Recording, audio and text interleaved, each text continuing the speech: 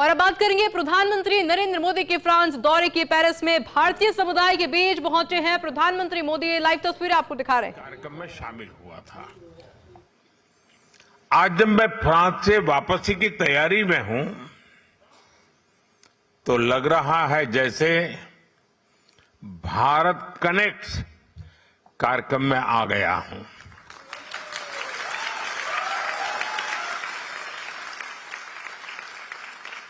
France में रहने वाले आप लोगों ने 21वीं सदी के भारत फ्रांस रिश्तों को जिस तरह कनेक्ट किया है वो हमारी स्ट्रैटेजिक पार्टनरशिप की बहुत बड़ी ताकत बन रही है। मैं आप सभी के लिए भारत से 140 करोड़ देशवासियों की शुभकामनाएं लेकर के आया हूं।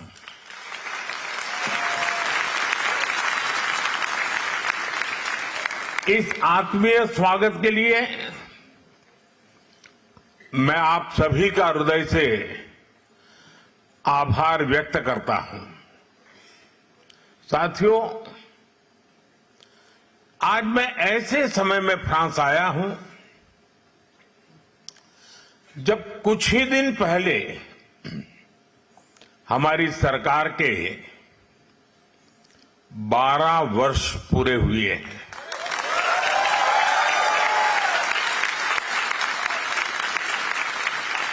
चुने हुए प्रधानमंत्री के रूप में निरंतर 12 साल तक देश की सेवा करना मेरे जीवन का बहुत बड़ा सौभाग्य रहा है।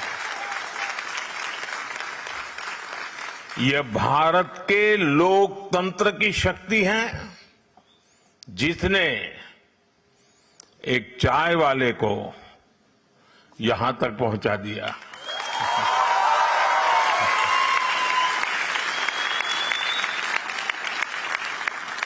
साथियों, बीते 12 वर्ष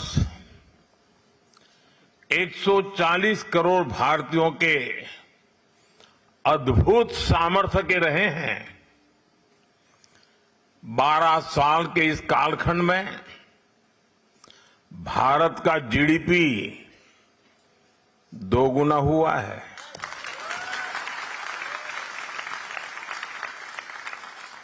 एयरपोर्ट की संख्या दोगुनी हुई है।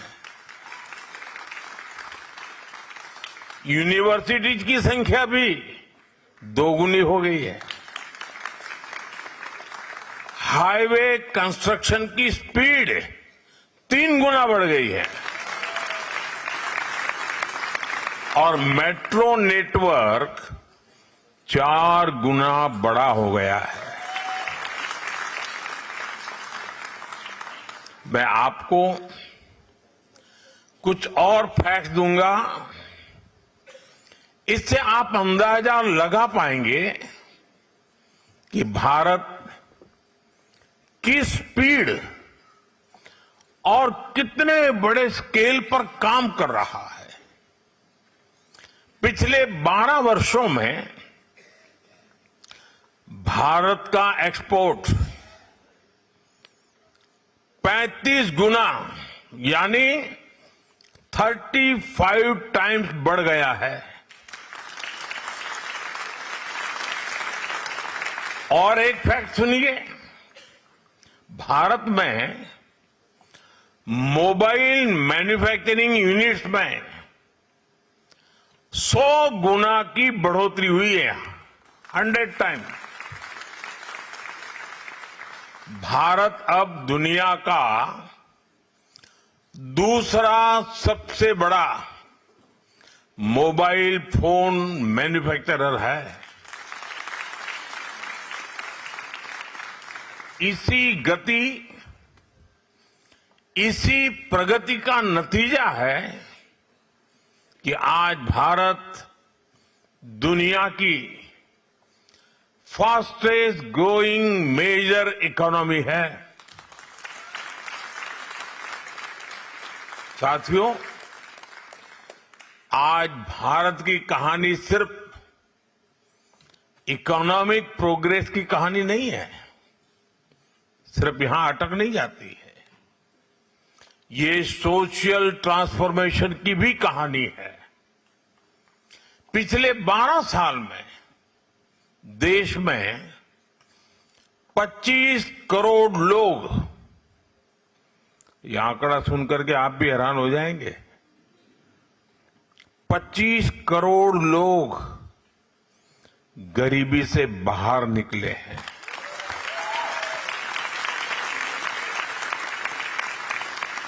यानी एक ऐसी प्रगति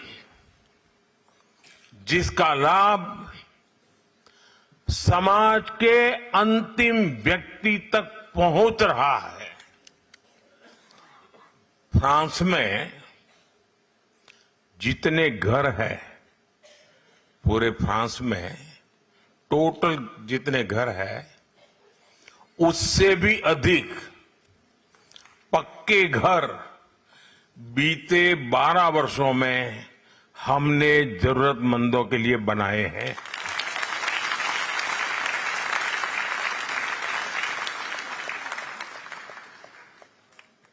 अब हर परिवार के पास, गरीब से गरीब क्यों न हो, बैंक अकाउंट है। फाइनेंशियल इंक्लूजन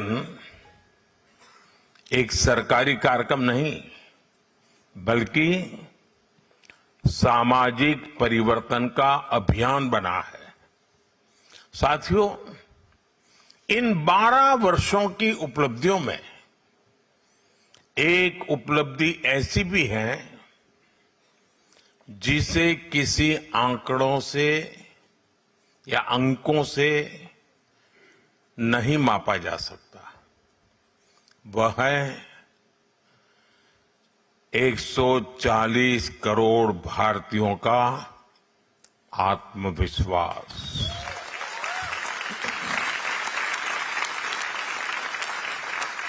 आज का भारत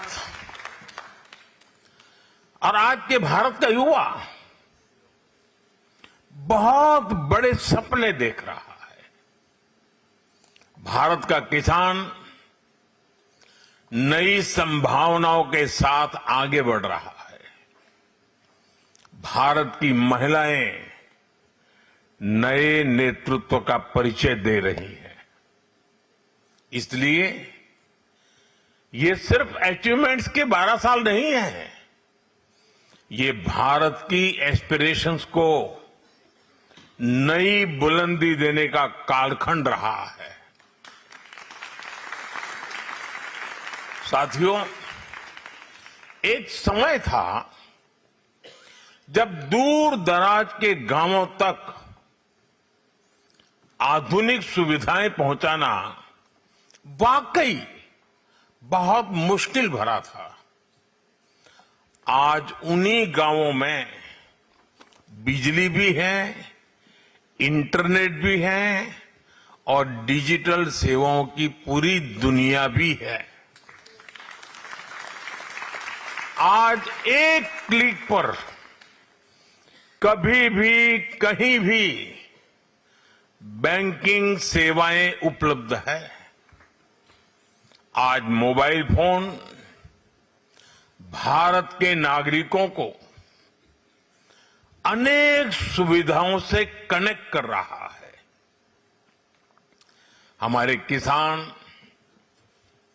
हमारे मछुआरे, हमारे डेयरी फार्मर्स, हमारी महिलाएं, हमारे स्टूडेंट्स, सभी टेक्नोलॉजी के माध्यम से सशक्त हो रहे हैं और अपने लिए नए अवसर बना रहे हैं।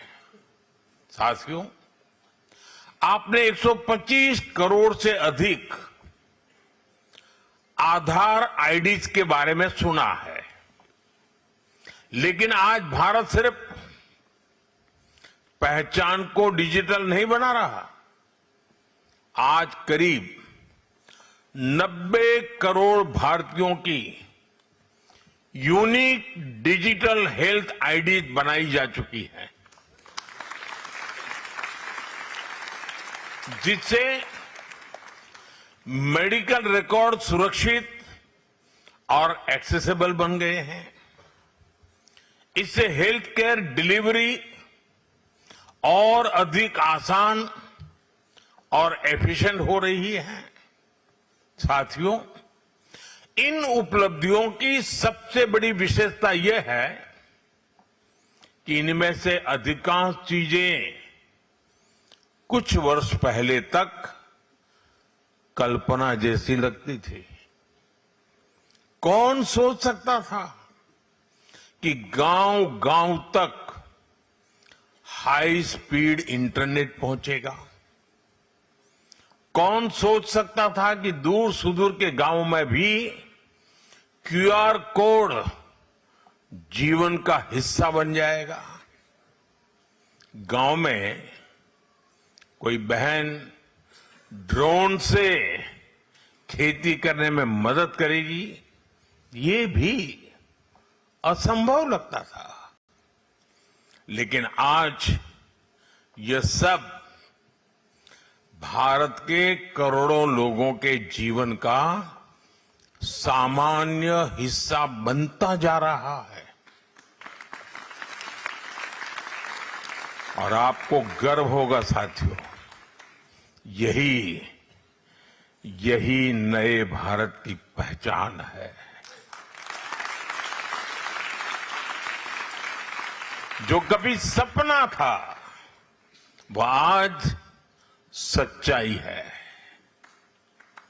जो कभी नामुमकिन लगता था वो आज मुमकिन हुआ है। और ये करने के पीछे सबसे बड़ी ताकत क्या है? किसकी वजह से सब संभव हुआ है?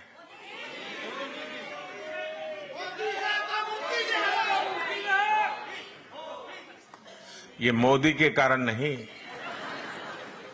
वो ताकत है भारत का लोकतंत्र, भारत की डेमोक्रेसी। इस डेमोक्रेसी में सबका साथ है, सबका विकास है। साथियों, आज से 50 या 100 साल बाद जब भारत के इस कालखंड की समीक्षा होगी तो ये बात उभर कर सामने आएगी कि इस कालखंड को भारत की एस्पिरेशंस ने ड्राइव किया। ये भारत के एस्पिरेशंस का नया युग है।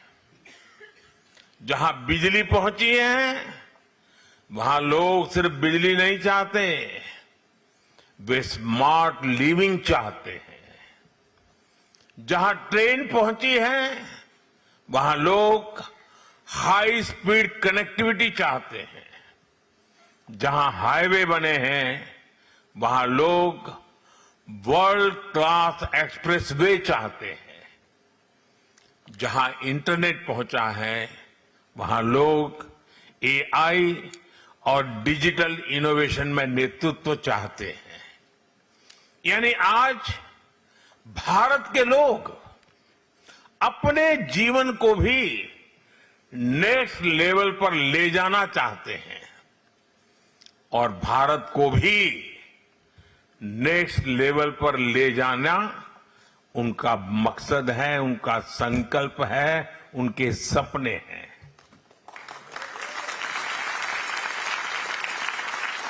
और साथियों, यही एस्पिरेशंस आज भारत की विकास यात्रा की सबसे बड़ी शक्ति है।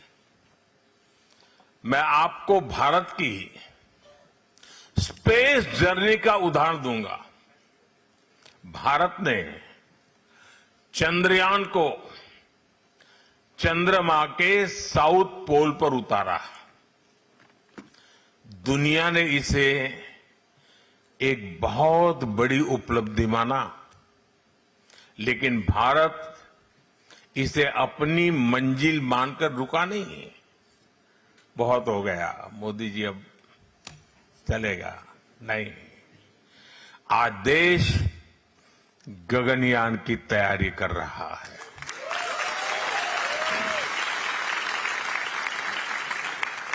आज भारत अंतरिक्ष में अपना स्पेस स्टेशन बनाने की दिशा में आगे बढ़ रहा है।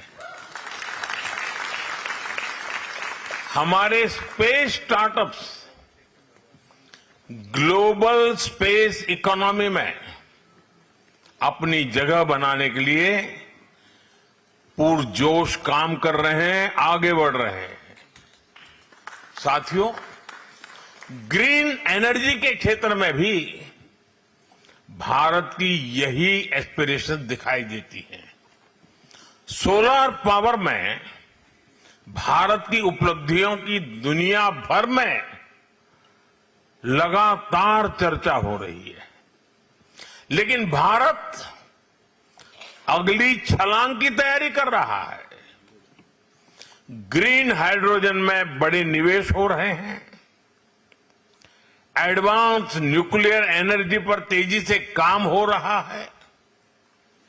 आपने भारत के फास्ट ब्रीडर न्यूक्लियर रिएक्टर से जुड़ी प्रोग्रेस के बारे में भी जरूर सुना होगा। ये भारत के न्यूक्लियर एनर्जी लैंडस्केप में क्रांतिकारी परिवर्तन करने का ये बहुत बड़ा अचीवमेंट हमारे साइंटिस्टों ने किया है। साथियों, आज का भारत भविष्य का पूरा इकोसिस्टम बना रहा है।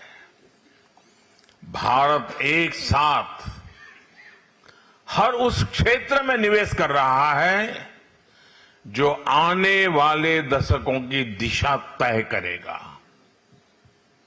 अभी आपने कुछ दिन पहले ही देखा है, नीस में भारत इनोवेट्स का एक आयोजन किया। ये इवेंट भारत के डीप टेक सामर्थ्य को दुनिया तक पहुंचाने का एक और माध्यम था। इसमें भारत के 120 डीप टेक स्टार्टअप्स उपस्थित थे। भारत इनोवेट्स में करीब 1400 B2B मीटिंग हुई है। कई स्टार्टअप्स के लिए इन्वेस्टमेंट कमिटमेंट्स आगे बढ़ी, कॉमर्शियल ऑर्डर्स के लिए रास्ते खुले, फ्रेंच और यूरोपियन यूनिवर्सिटी तथा इंक्यूबेटर्स के साथ एंगेजमेंट बढ़ रही है, स्टूडेंट एक्सचेंजेस, ज्वाइंट रिसर्च और इनोवेशन सपोर्ट के नए रास्ते बने हैं। इसलिए भारत इनोवेट्स सिर्फ एक समिट नहीं रहा, यह इनोवेशन डिप्लोमेसी का एक नया मॉडल बना है। और आज ही पेरिस में विवा टेक इवेंट के जरिए इस यात्रा को हमने और आगे बढ़ाया। नीस में हमने आइडिया को कैपिटल से जोड़ा और पेरिस में इंडियन इनोवेशन को ग्लोबल स्केल से जोड़ा। आज दुनिया देख रही है, भारत केवल भविष्य के लिए तैयार नहीं हो रहा है, भारत भविष्य को, और ये मैं बहुत जिम्मेवारी के साथ कह रहा हूं, भारत भविष्य को आकार दे रहा है। साथियों, एक समय था जब देशों के बीच रिश्ते केवल व्यापार से तय होते थे। आज व्यापार के साथ साथ ट्रस्ट यानी भरोसा भी उतना ही महत्वपूर्ण हो गया है। हर देश रिलायबल सप्लाई चेन चाहता है। हर देश स्टेबल पार्टनरशिप चाहता है। हर देश ऐसे साथियों की तलाश में है जिन पर लंबे समय तक भरोसा किया जा सके, और ऐसे समय में भारत विश्व में एक ट्रस्टेड पार्टनर के रूप में उभर रहा है।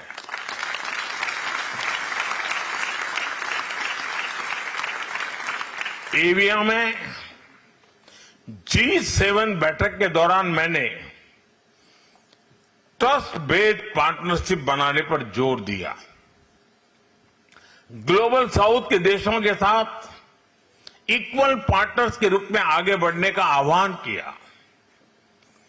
भारत का G7 समिट में संदेश था, ग्लोबल गवर्नेंस तभी प्रभावी होगी जब वह इंक्लूसिव होगी। ग्लोबल ग्रोथ तभी सस्टेनेबल होगी जब वह शेयर्ड होगी, और ग्लोबल टेक्नोलॉजी तभी मानवता के लिए उपयोगी होगी जब वह ट्रस्टेड होगी। साथियों, भारत और दुनिया के बीच व्यापारिक रिश्तों में नई ऊर्जा नजर आ रही है। फ्रांस के साथ भारत का ट्रेड लगातार बढ़ रहा है। पिछले कुछ वर्षों में भारत ने दुनिया के अनेक देशों के साथ फ्री ट्रेड एग्रीमेंट्स किए हैं। यूरोपियन यूनियन हो, यूनाइटेड किंगडम हो, दुनिया के हर देश, हर रीजन के साथ भारत समझौते कर रहा है। अगले महीने से भारत और यूके के बीच ट्रेड एग्रीमेंट भी लागू हो जाएगा। यह एग्रीमेंट भारत के फार्मर्स, वर्कर्स और इनोवेटर्स को अनेक नए अवसर प्रदान करेगा।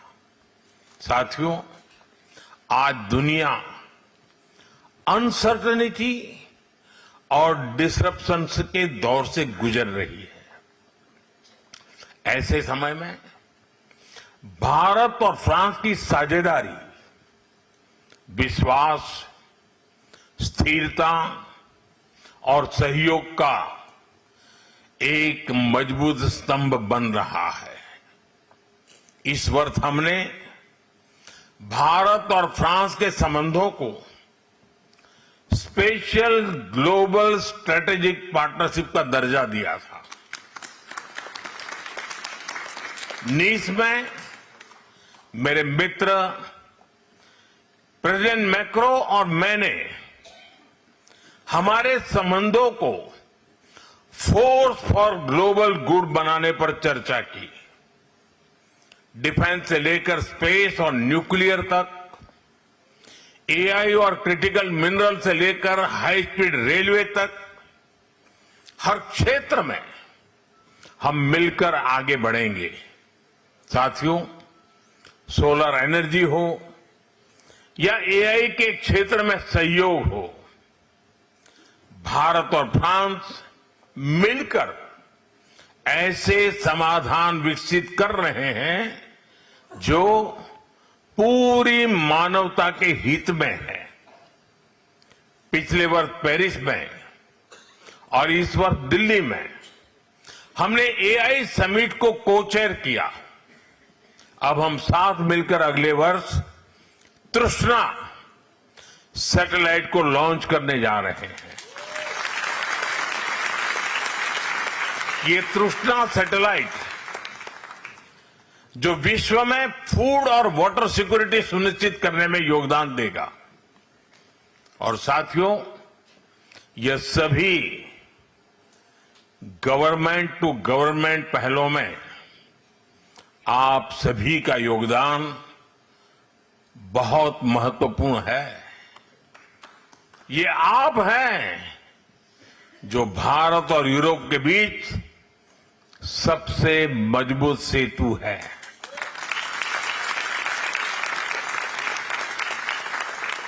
आप दोनों समाजों को समझते हैं, दोनों बाजारों को समझते हैं। आने वाले समय में टैलेंट, ट्रेड, टेक्नोलॉजी, टूरिज्म और इन्वेस्टमेंट के नए अवसरों को आगे बढ़ाने में आप सबकी भूमिका लगातार बढ़ने वाली है। साथियों, भारत और फ्रांस के रिश्तों को साझा इतिहास, साझा मूल्यों और साझा विश्वास ने आगे बढ़ाया है। विश्व युद्धों के दौरान फ्रांस की धरती पर बलिदान देने वाले भारतीय सैनिकों की स्मृतियां आज भी हमें जोड़ती हैं। मुझे पहले नव शापेल में श्रद्धांजलि देने का अवसर मिला। पिछले वर्ष प्रेसिडेंट मैक्रो के साथ मार्सेई के वॉर मेमोरियल जाने का अवसर भी मिला। ये हमारी साझी विरासत है। फ्रांस भारतीयों के योगदान को संजोता भी है और सराहता भी है। भारतीय मूल की नूर इनायत खान हो, जिन्होंने फ्रांस की रेजिस्टेंस के लिए अपना जीवन बलिदान दिया, या महाराजा रणजीत सिंह के साथ काम करने वाले जनरल जां फ्रांसवा अलार हों, ये सभी भारत और फ्रांस की साझा विरासत के प्रतीक हैं। भारत के राज्य पुडुचेरी में भी फ्रेंच विरासत की झलक दिखाई देती है। वहां का आर्किटेक्चर, वहां की कला संस्कृति और खान पान, सभी में हमारे संबंधों की महक है। साथियों, इस समय फ्रांस समेत पूरी दुनिया में इंटरनेशनल योगा डे की तैयारियां भी चल रही है। इस अवसर पर मैं फ्रांस में योग को आगे बढ़ाने वाले श्रीमान महेश गात्राडयाल जी को भी आदरपूर्वक श्रद्धांजलि देता हूं। मैं पद्म पुरस्कार से सम्मानित शार्लोट शोपा जी को भी प्रणाम करता हूं, जिन्होंने 100 वर्ष की आयु में भी योग के माध्यम से फ्रांस को भारत की विरासत से जोड़ा है। उनका जीवन ये सिद्ध करता है, yoga does not add years to life, it adds life to years। साथियों, मैं फ्रेड नेग्री जी को भी आज आदरपूर्वक, श्रद्धापूर्वक याद करता हूं। भारतीय विरासत को संरक्षित करने में उनका योगदान अतुलनीय रहा है। साथियों, भारत और फ्रांस को कनेक्ट करने वाली एक और चीज है, और वो है फुटबॉल। इस वक्त यहां फुटबॉल फीवर पूरे जोर पर है। फ्रांस में इसकी दीवानगी चप्पे चप्पे पर दिखती है, लेकिन भारत में भी फुटबॉल का क्रेज सिर चढ़ करके बोलता है।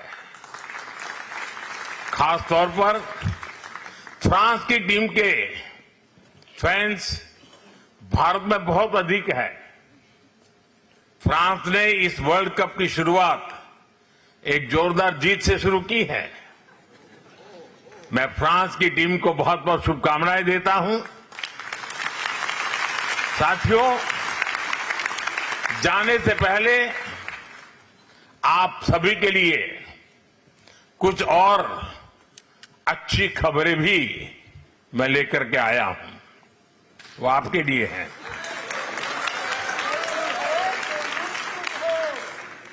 पिछले वर्ष मार्से में कॉन्सुलेट खोला गया, इससे काफी अधिक सुविधा मिल रही है।